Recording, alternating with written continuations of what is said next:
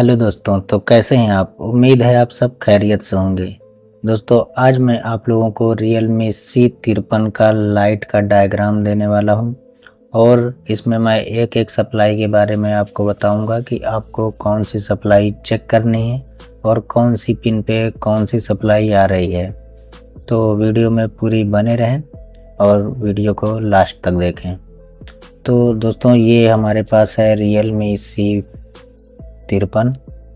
और सबसे पहले हम इसमें डिस्प्ले जैक पे देख लेते हैं कि हमारी कौन सी पिन पे कौन सी लाइन है, मतलब कि हमारी कौन सी सप्लाई कौन सी लाइन पे आती है। पहले डिस्प्ले जैक पे चेक करेंगे, उसके बाद फिर हम आगे आईसी की तरफ बढ़ेंगे।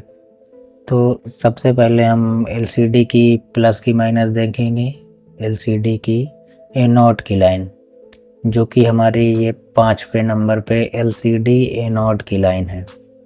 और जो हमारी पहली, दूसरी और तीसरी, ये 3 लाइन हमारी एलसीडी की कैथोड की लाइन है।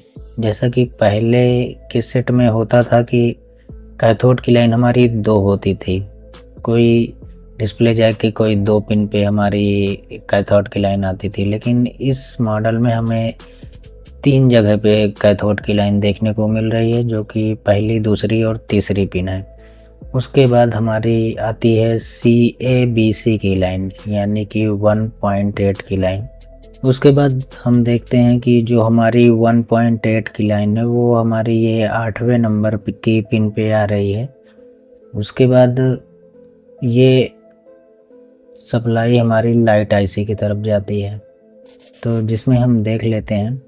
सबसे पहले जो हमारी एलसीडी की A0 की लाइन है वो इस एक छोटे सा कैपेसिटर लगा हुआ है, इस छोटे से कैपेसिटर के इस पॉइंट पे आती है, जिसका दूसरा सिरा हमें ग्राउंड मिलेगा। और उसके बाद ये हमें एक कैपेसिटर देखने को मिल रहा है, इस पे आती है, जो कि ये एक फ़िल्टर कैपेसिटर होता है। अगर कभी ये कैपेसिटर आपका ख़राब होगा या आप इस कैपेसिटर को निकाल देंगे तब भी आपकी लाइट नहीं आएगी। तो इस कैपेसिटर को, अगर ये कभी शॉर्ट होता है तो इसको निकालने के बाद आपको दूसरा कैपेसिटर लगाना पड़ेगा, क्योंकि ये वोल्टेज को फ़िल्टर करने का काम करता है।